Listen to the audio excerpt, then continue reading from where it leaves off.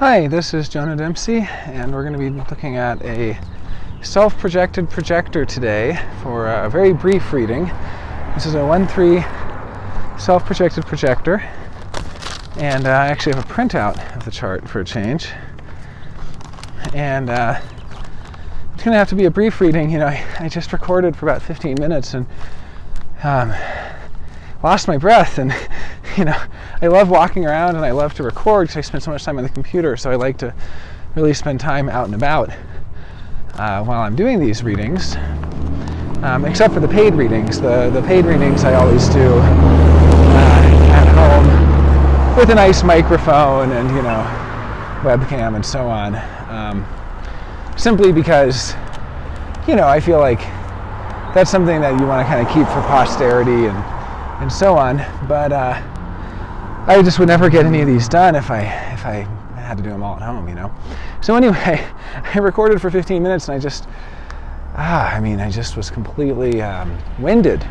And it's 88 degrees out right now in Santa Fe, and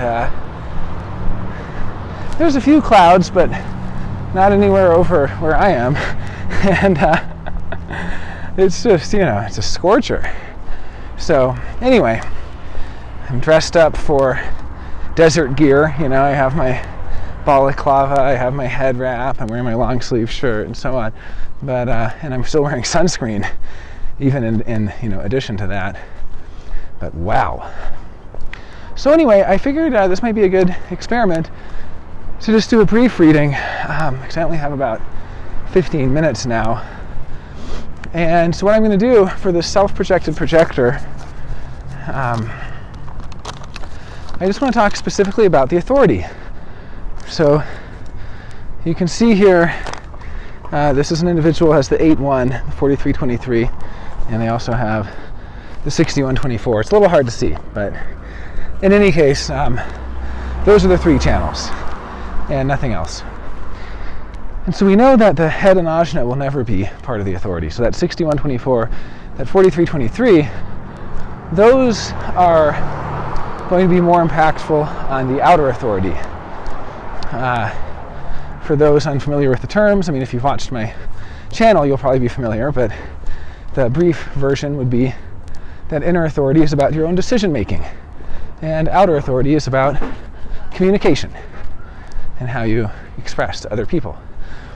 So anyway, we know that of those three channels, the top two are going to have to do more with outer authority. And there's still interesting things that we can, look at there. And if I were doing a more in-depth reading, I would spend more time on it, how those channels operate. 6124 can be really deep philosophical minds where they're pondering ineffable mysteries like what's on the other side of the edge of the universe, that kind of thing. And 4323 can explain things and structure them in a way that can be assimilated by others. And it's incredible when it works. When it's invited, when it's recognized, and when that individual has a differentiated outer authority that is fueled by the tone underneath. And this is a little advanced for, it really depends your familiarity with human design, but just in brief, the idea I'm referencing is that your outer authority is directly impacted by whether your view and motivation, particularly motivation, are in transference or not. And color transference is a somewhat advanced topic for human design. At the same time, I think it's an essential topic, and I almost always give it to people on their initial reading if they're projectors. I don't necessarily focus on it as much if they're not. So, in any case, those channels are going to be the outer authority channels, and those are going to be, where this individual can really differentiate in their mind, a differentiated mind. What does differentiation mean? Just uniqueness, becoming, splitting off from the collective, splitting off from the norms. The kind of mind where someone goes, wow, I've never heard someone structure things that way before. What a stroke of genius. You know, that the nickname for the 4323 channel is the freak to genius. So the freak side of it is if they're not invited, and if it's not differentiated, you know, it's just some kind of, you know, homogenized way of doing things. All right, so that takes care of those. But what about this 1-8? The 1-8 from the G center to the throat. Okay, well, this is going to be very crucial because anytime you look at a self-projected projector, they have to have a defined throat and a defined G center. The G center is their authority, but they can't have, you know, they automatically have an undefined spleen. They automatically have an undefined root. They automatically have an undefined sacral and solar plexus and ego. Because if any of those were defined, they would no longer be a self-projected projector. And they automatically have at least one or more channels between the G center and the throat. Furthermore, almost all of them are single definition. There are some who aren't, who have a defined head and ajna split from the throat and G center, but that's pretty rare. Okay, so they're kind of an interesting rare type, the self-projected projector. Really interesting type. Well, because they automatically have a defined throat. Now, the throat will never be the authority center. But nevertheless, we have to look at the throat to understand how to access or how to witness that G center authority. See, as a pure generator myself, I notice my sacral response. If you're a splenic manifestor or a splenic projector, you'll notice your spleen. If you're solar plexus defined, which can make you either a projector or a type of generator, like, you know, I say generator, but I also mean to include manifesting generator, or a manifestor, you'll wait for your emotional clarity. So what does the self-projected projector do? What technique do they use? Well, it's called sounding board authority because they listen to the words that they themselves say. So the premise here is that in order for a self-projected projector to really align themselves with the wisdom of the G center, it's not enough. I mean, I've heard some self-projected projectors claim that they just know. Oh, I just know. Well, knowing is in the mind. Certainty is in the mind. I mean, I guess there might be some sort of physiological knowing, but typically when someone tells me that, I say, okay, well, keep experimenting with that knowing, and also experiment with this. Because human design is about giving people tools.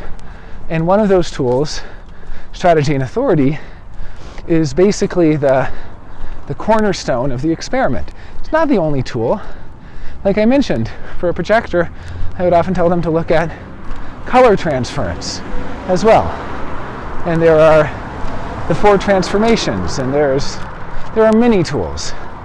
And these are tools essentially to facilitate the surrender of the mind to the decision-making process of the body. Well, how do you get a self-projected projector to surrender?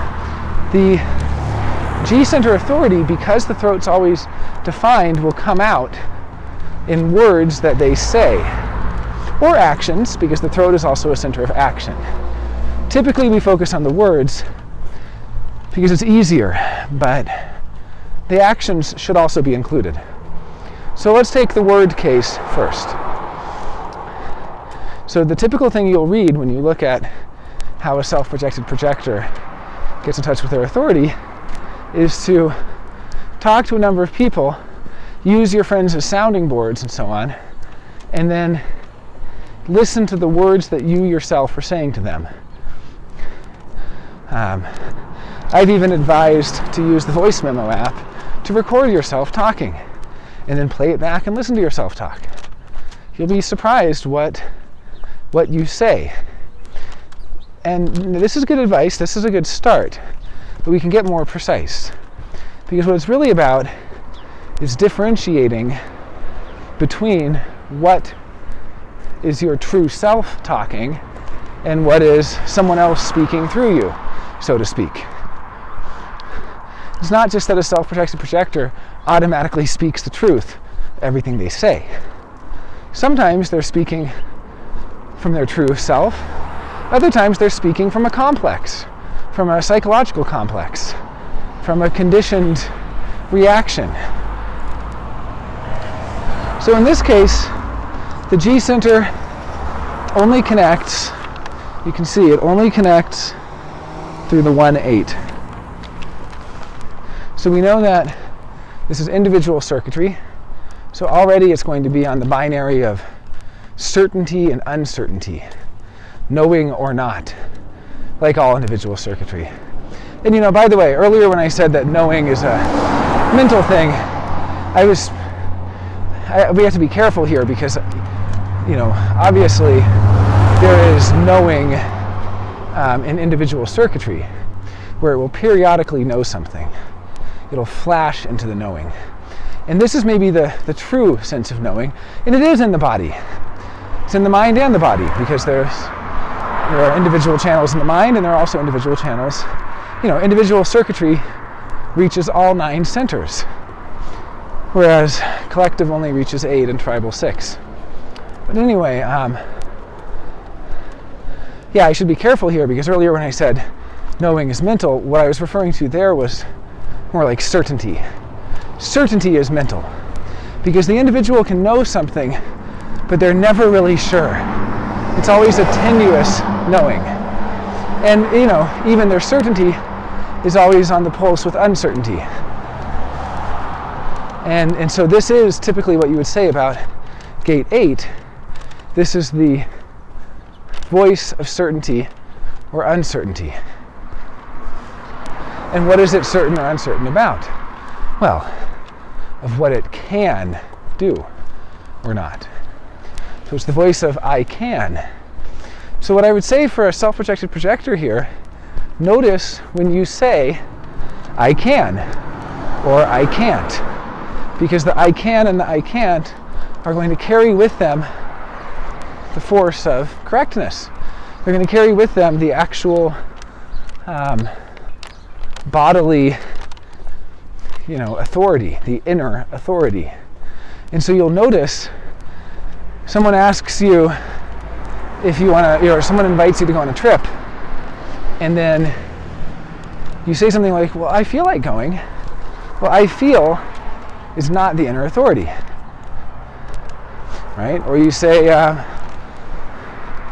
what would be another example? I haven't thought about that. Or I have the days off. That would be gate 45. Also not your inner authority. But then you say, I can go. And the I can go is your go-ahead to do it. That's revealing that your G center has spoken through the throat with the voice of I can. But it might also say, I'm not sure if I can go. I'm not certain that I can go. I'm not certain that I can't go. I'm pretty sure I can't go. All of the sureness or not is part of it too. Because the sureness or not is part of the individual circuitry, the knowing flickering on and off. So in any case, I'd like to do a further reading of this chart. I certainly might. I've arrived at my destination, so I'm going to have to cut this one short. And I wish I could have kept going in my first recording. When it's almost 90 degrees out and the sun's bearing down, it's quite something. Lucky for me, I'm under a cloud, so I can finally take off my balaclava. Everyone's been looking at me. Quite odd. Oh, except that I had the mic attached to it. Oops. Yeah, well, in any case, I got sunscreen all over it.